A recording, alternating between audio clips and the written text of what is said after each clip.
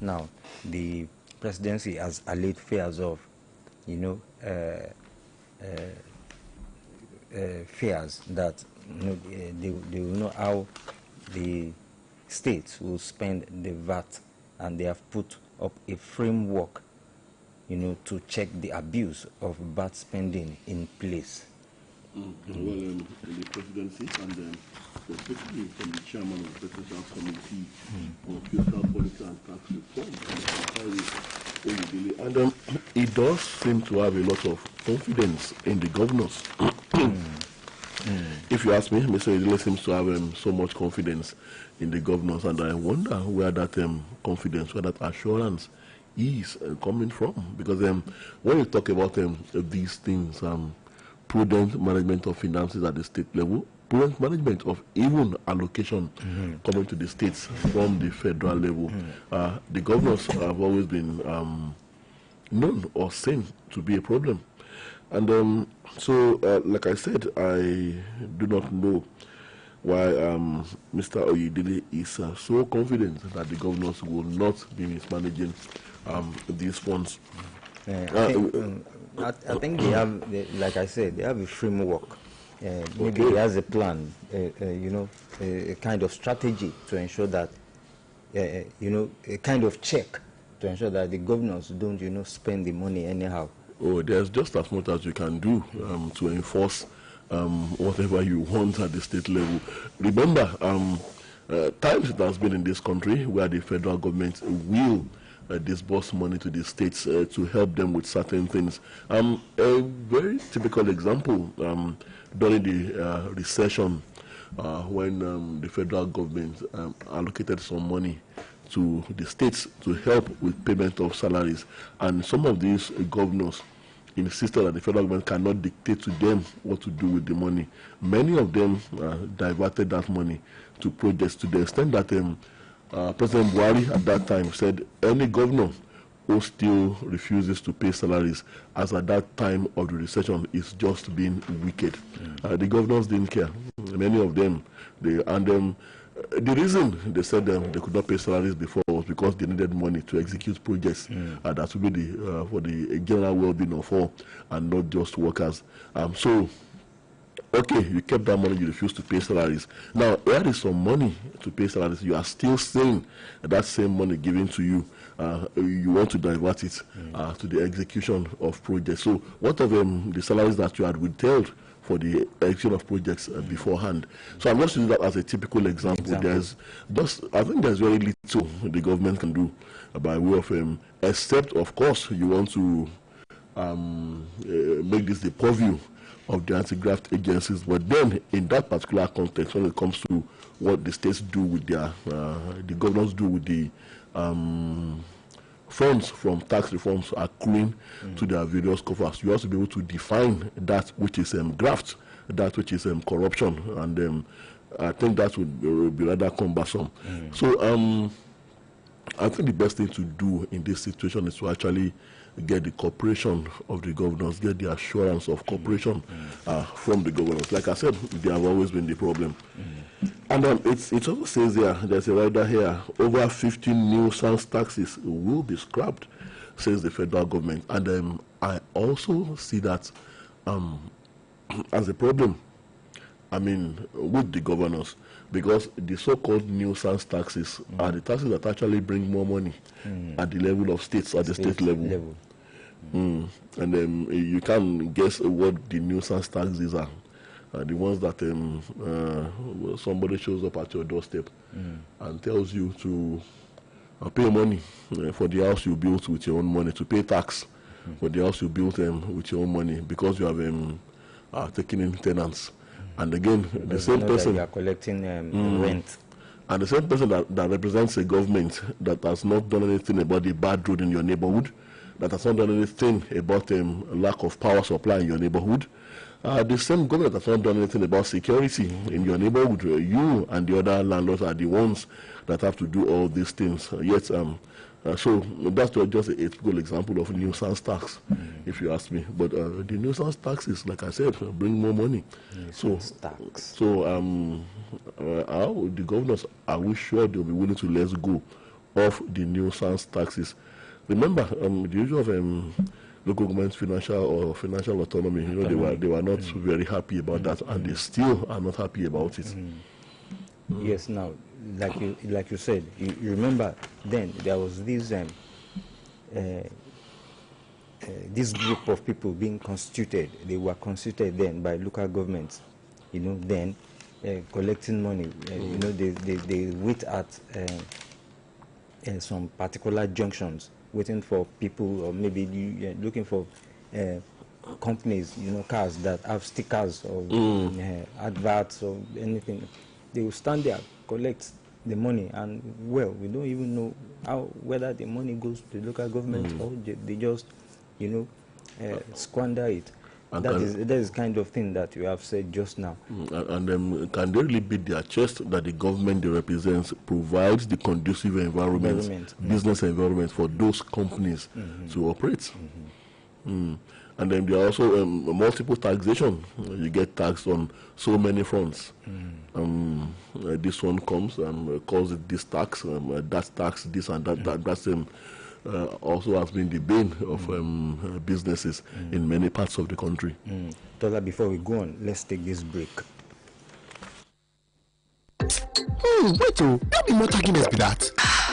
Nah. Sure, this little different it go fine with the new red counters. We sit down cooler on top. Bam! Your head dead there. Malta Guinness don't wear ogbonge new look now. Now so, your jolly Malta Guinness don't wear new look now. And the taste still bam well. No tell yourself Malta Guinness don't wear new look. And at the same better goodness stay inside. Malta Guinness, share goodness every day.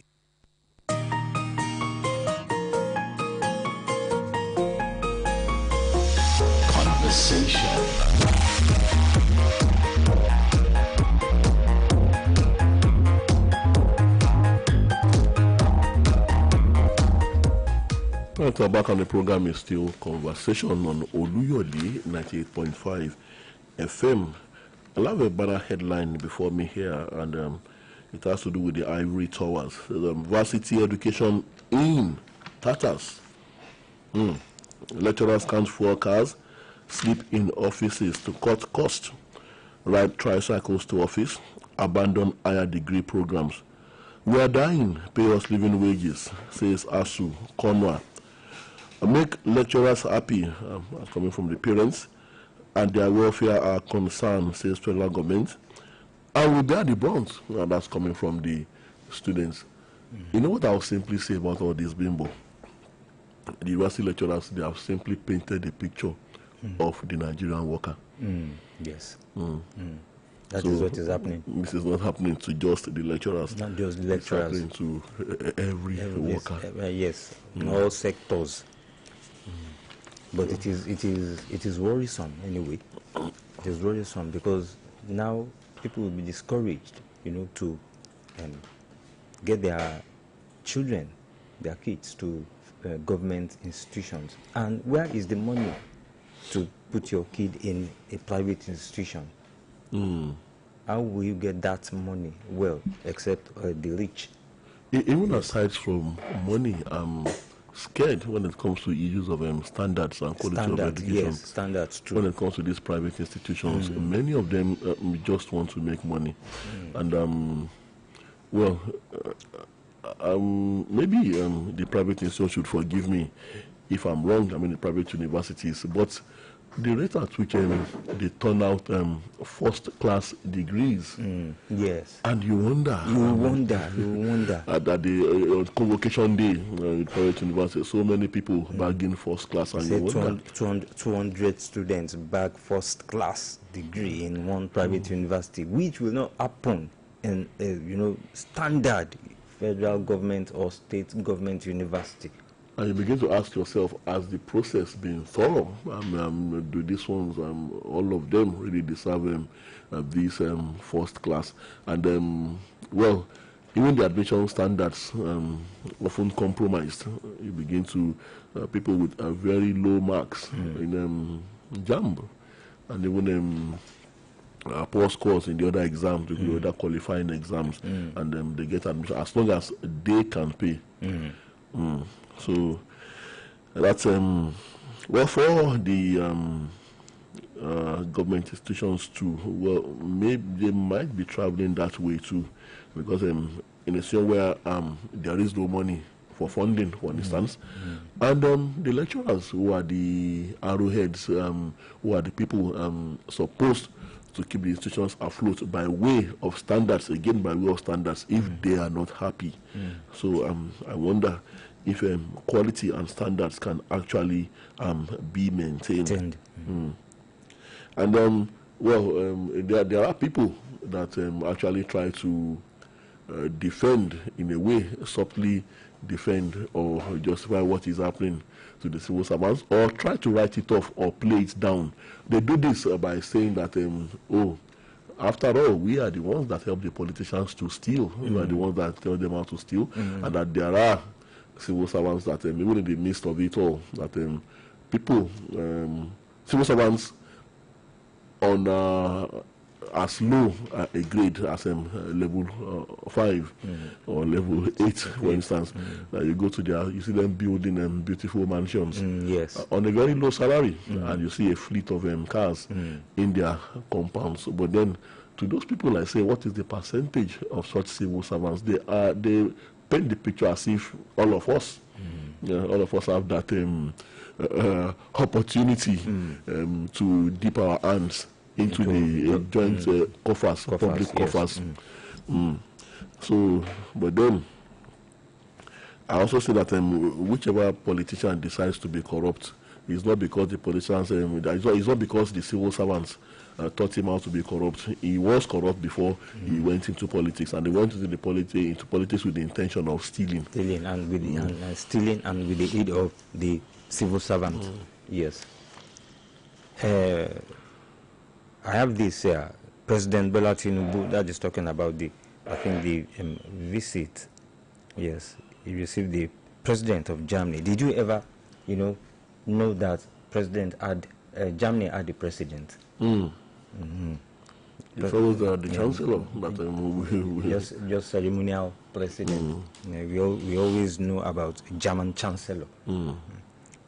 President Bola Tinubu has said the interest and welfare of the citizens in Mali, Burkina Faso, and Niger remain priority for leaders of ECOWAS, assuring that wisdom and diplomacy will make the difference in targeting and reintegrating the countries into the Commission. Gave the assurance on Wednesday while receiving the President of Germany, Frank-Walter Steinmeier, on a state visit at the presidential villa, Abuja. President Tinubu, who is the chairman of ECOWAS, noted that the leadership of the 3 countries had been reluctant in bringing out transition programs with clear dates. Yes, you can remember that, there was a coup in those 3 countries. And they withdrew from ECOWAS when President Tinubu was threatening to, bring out troops to ensure that they get out of that country and, restore democracy. Now they are saying they will use democracy. I think they are trying to use the right path now, not force. Yes, there was a meeting of ECOWAS foreign ministers and ministers of defense in Abuja yesterday, and it also says here we will handle return of Mali, Niger, Burkina Faso with wisdom, says ECOWAS.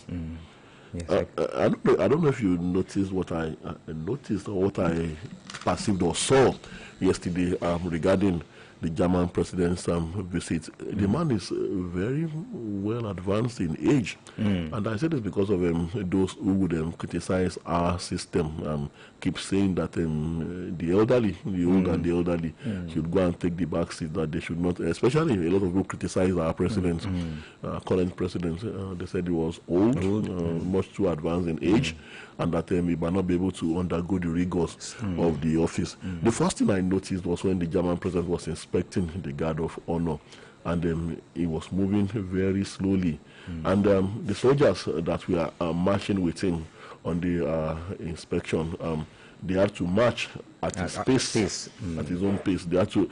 It was very noticeable. They had to consciously slow down to allow him to meet up. And So well, that was what came to my mind. I said, okay, I'll look at one of the most advanced democracies of the world, their presidents, and the elderly person, and they are not saying that because he's advanced in age, that he shouldn't be in that office. The only thing, it's if it is confirmed that for one reason or the other, maybe for due to health challenges, that you can no longer function in that office, then you can be asked to step aside on account of advancement in age. But then, but I believe the German president is he doesn't have much on hand to do. It's just, I think it's just ceremonial. Not like our own president. Yeah. Well, if he were just ceremonial, I don't think he would be doing things at that of this magnitude on behalf of his country. I think perhaps there is an arrangement. It could be partly ceremonial, but then for him to travel down to negotiate and to discuss bilateral issues on behalf of his country, I think there must be some level of powers arrogated to him. Well, good luck to the meeting. Death of Okwama leaders in military detention. Pandef orders demand justice. The second leader, also a senior citizen, an elderly citizen, the second leader of Okwama. Okay.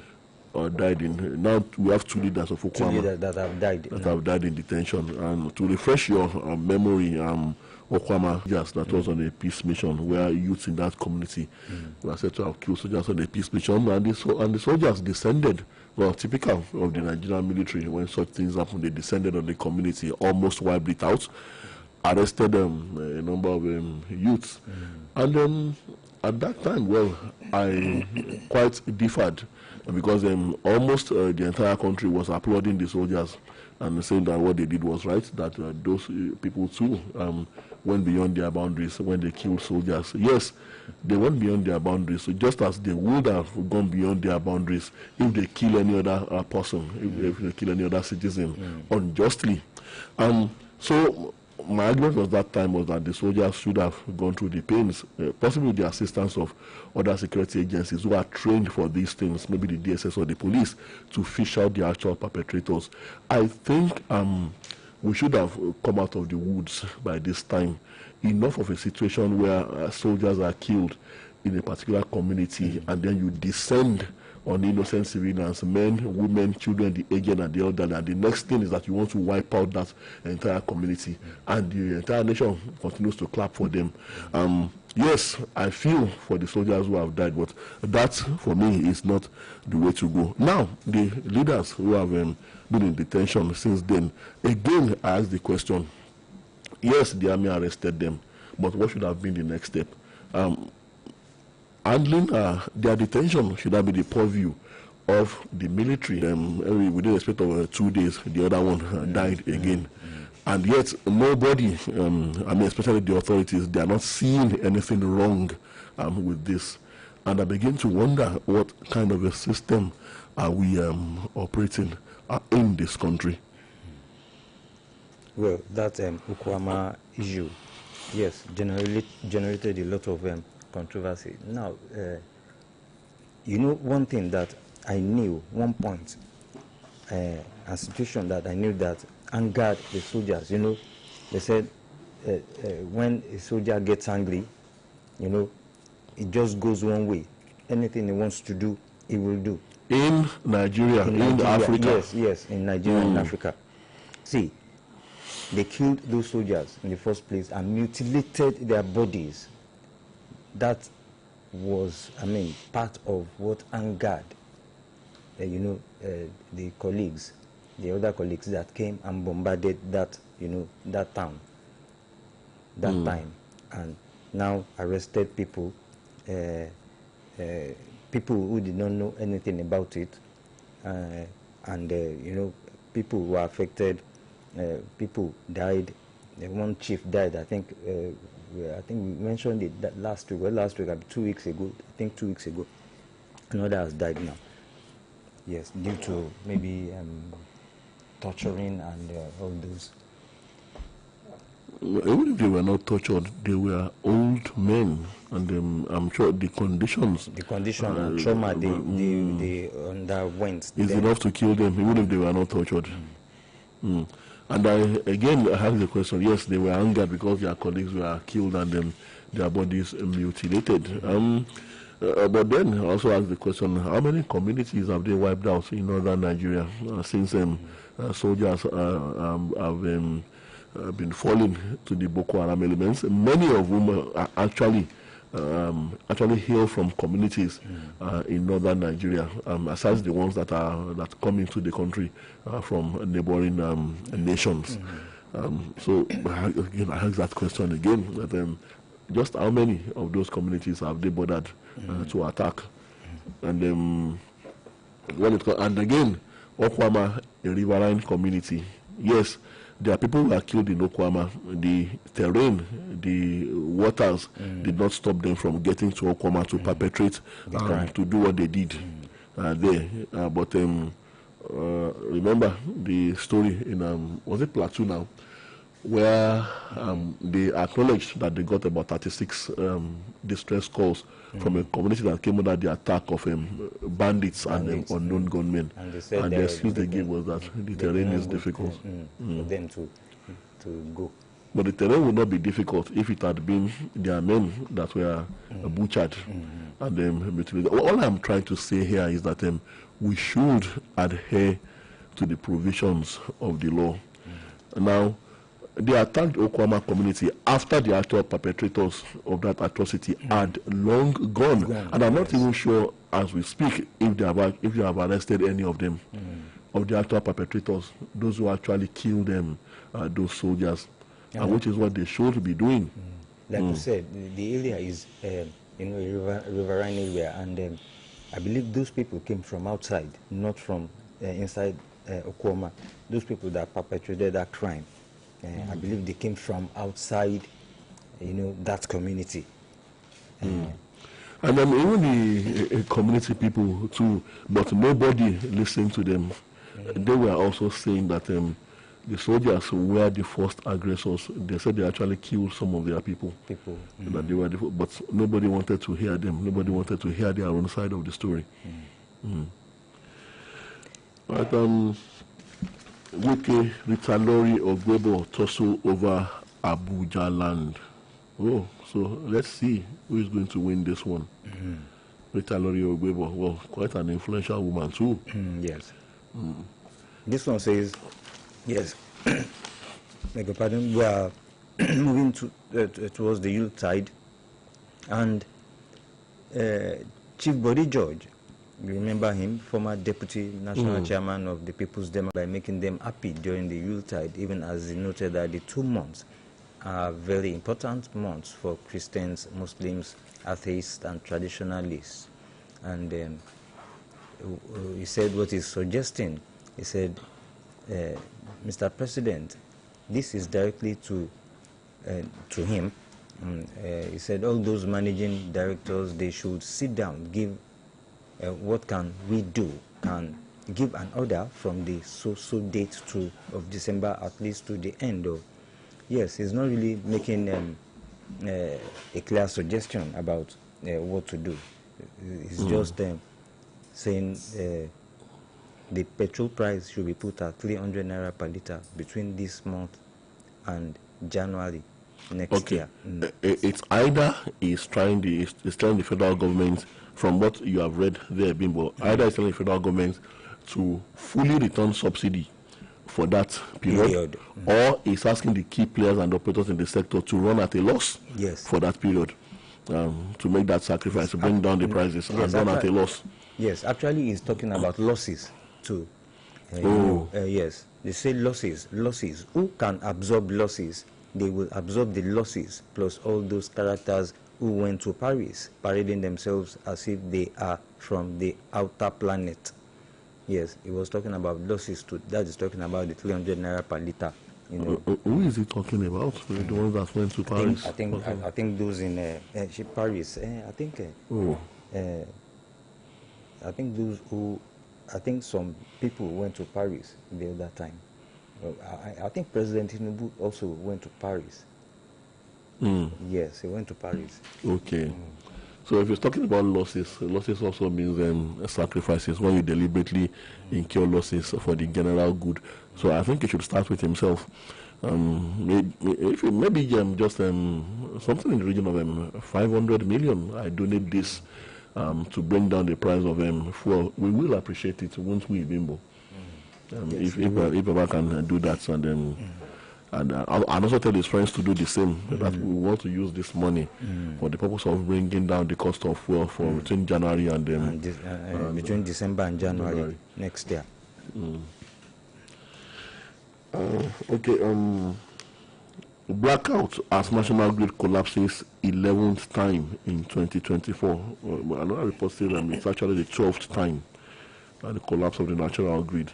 And I was shocked the other time when they said they took something in the region of several millions to reactivate each time the National Grid collapses. National Grid collapsing again for the so there's nothing to talk about that one. And here I am again seeing this federal government plans additional 150 megawatts per year. No, by the year end. Yes, they are planning 150 megawatts by the year end. And the National Grid has collapsed 12 times this year. With the same grid that keeps collapsing. NAFDAC recalls batch of Deakin's amoxicillin 500 milligram drug.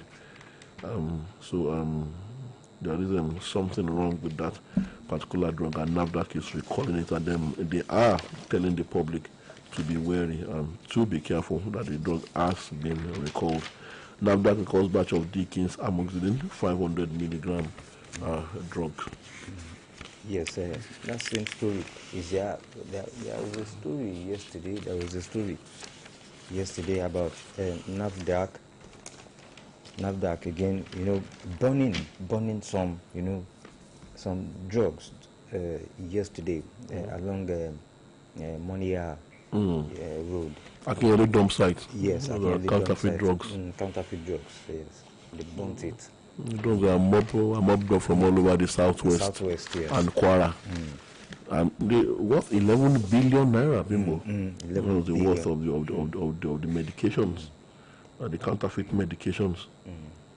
Now, this one says malaria vaccine is a multi-dose vaccine. They must be completed, Professor Mukulu. Yes, he said they must be completed. I know that people, when they go on malaria treatment and wants to use doses, they will after some time, after maybe about 2 days of medication or 3 days, and it means about 5 days, if they will feel they are okay, they will just abandon the vaccines or drugs. People are fond of that. I am fond of that too, but when something happened one day, that was when I learned my lesson. So Oluwenga Mukulu is a professor of pediatrics at the University of Ilorin Teaching Hospital and the current strategic advisor to the Minister of Health on malaria elimination in Nigeria. And in the interview, he discussed the critical information of Nigerians that they should be aware that malaria vaccine and its implementation in the country should be fully implemented, and they should be fully used, malaria drugs and malaria vaccines. And from outside the country now, update on the situation in Syria. Those who drove President Assad away from power, who toppled the Assad government, Bashar al-Assad, are not friends of the Israelis. So the Israelis are not taking chances. The country now still, I would say at best, still in a situation of chaos, and the rebels who took over the government are yet to dig in. They are yet to settle down, but the Israelis are not taking any chances, so they've been launching airstrikes on Syrian military sites. They do not want the arsenal of the Assad regime to fall into the hands of the rebels who are their enemies. So it says Israel launches 500 airstrikes on Syrian military sites as fighting continues in northern Syria. So, well, I do not know. The people of that country are in for very difficult times in the days ahead. They're in deep trouble. And Bashar al-Assad is in, Russia, maybe enjoying himself, or maybe, trying to make a comeback. We don't know. But he cannot, definitely, I know he cannot make any comeback. Oh, that's not going to happen. But then I fear, like I said, for the future of that country. Yes. Not for that country to just be like Libya. You understand? That's exactly what's going to happen. But Libya, Muammar Gaddafi was, killed. Bashar al-Assad fled. That is the situation. All right, let's open the phone lines. 082-5500-9850. That is the number to call to be a part of conversation this morning. 082-5500-9850. Yes, reps to probe Nigeria Customs Service over alleged smuggling at nation's borders. As of reps to probe Nigeria over alleged smuggling, Nigerian Customs, over alleged smuggling at nation's borders. Well, this is not the first time. It is not new. It is not new. And it is not the first time they will say they will probe any agency, And end activities of one chance operators, kidnappers in FCT, reps tell IGP orders. As Katsina police arrest 4 for supplying security uniforms to bandits. And NYCDG did search for missing corps member in Rivers State. That has caught Deals Taylor 12 years for raping woman. Oh, in Puda. What was the attraction, Bimbo? The one was in Puda, so he couldn't have seen anything. That was supposed to attract him. So I'm wondering. And Oyo State High Court yesterday sentenced one Idris Rashid, 23, is also a Muslim, to 12 years imprisonment for raping a woman in Poland. Trial Judge Justice Oyemi Ajayi said since the convict confessed to the crime, while the doctor's report confirmed penetration and semen was found, Rashid was guilty of the charge. The judge said the defendant was hereby sentenced to 12 years imprisonment. So about 5 minutes of pleasure and 12 years in jail. That's rather unfortunate. The number to call 080-5500-9850. The program is still conversation. Oh, that seems to be usually the network this morning. And the U.S. Embassy issues new visa directive for Nigerian applicants. United States Embassy in Nigeria has announced updates to its immigration visa process effective January 1, 2025. And consequently, applicants with scheduled interviews are now expected to visit the Consulate General in Lagos twice as part of the application procedure. This new process is designed to help you prepare for your visa interview and to prevent delays in processing immigrant visa. Well, the president-elect of the United States, Mr. Donald Trump, also has promised that he is going to make immigration very difficult from his body language. Yes. And he is also promising migrants a tough time. Yes. Especially illegal ones. So I think you don't have a problem with him if you are an illegal migrant and you don't have the right papers. Yes. Yes, we'll take a short break again now and we'll be back.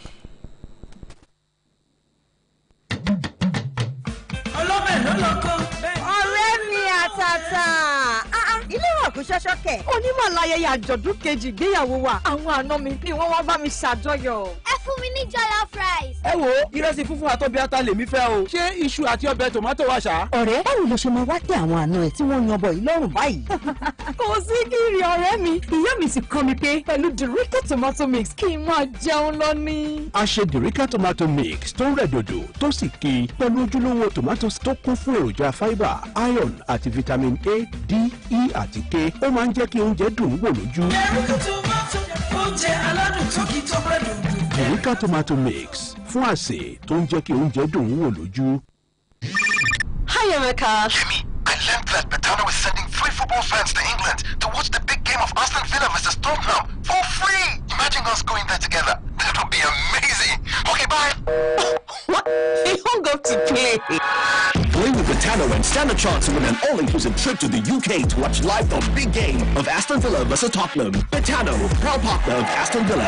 Play responsibly. Available only to those over the age of 18. The promo is valid from November 1st to February 28th, 2025.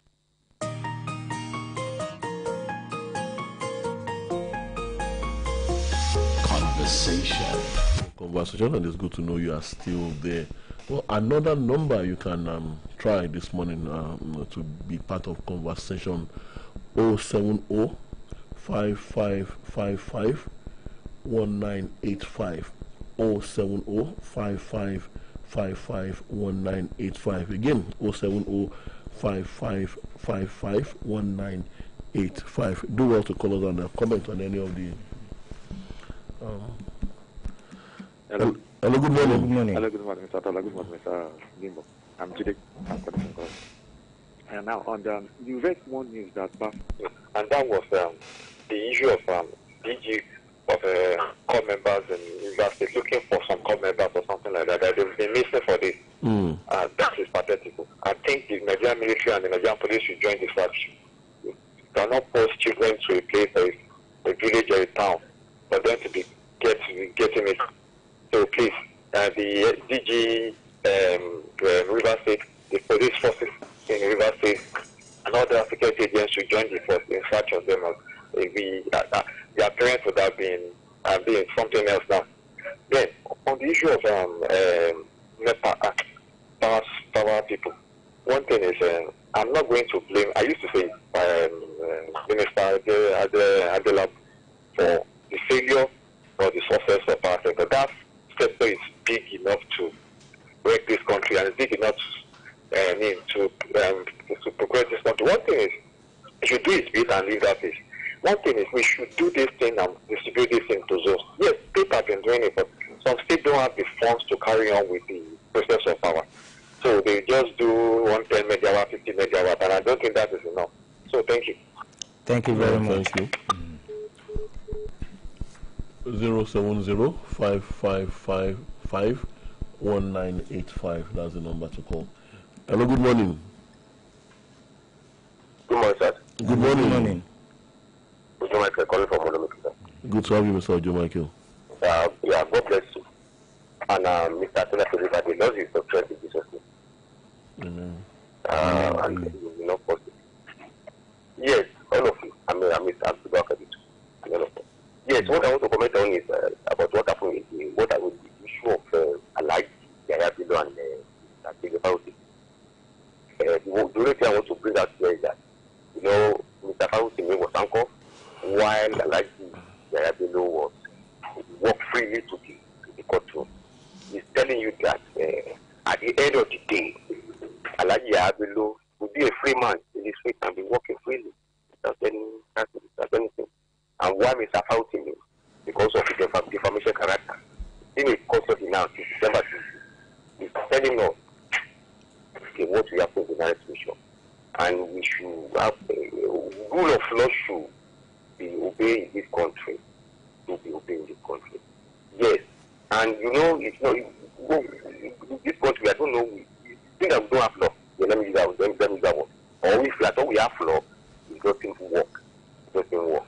I hope and start. Please, I think Mr. Fountain is from the state. I don't know. God bless you. Thank you. 070-5555-1985. Hello, good morning. Hello, good morning. Good morning. Good morning. Yeah, I'm Tunde from Oshogbo. I just want to ask, about Mr. Share.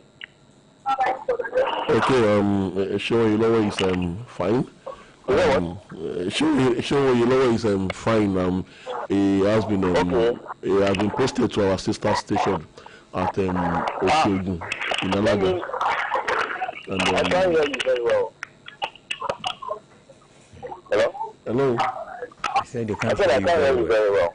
Okay, you were asking about Mr. Shiro. Yes, sir. It's very fine. He has been posted to our sister station at Alaga in the Okojo State. Okay. He has been moved. All right. I wish every one of you best of luck. Thank you. Thank you very much. 082-5500-9850. That's the number to call. Hello, good morning. Good morning, sir. Good morning. Good morning. Good morning. Yeah. This is communication from Melody. Good to have you, comrade. Thank you very much for the good job you are doing. Thank you. About the activities of our soldiers in Okoma. Mr. Tola, you just said it right. You see, throughout Buhari regime, it has been selective judgment in every aspect of this system. When something happens in the north, when it happens, that same thing or near that, what happens in the north happens here. You know, look at what they did to Sunday Igboho, who never shed a single blood up to this moment. Just fighting for that this kidnapper at Okwego should go away from there. So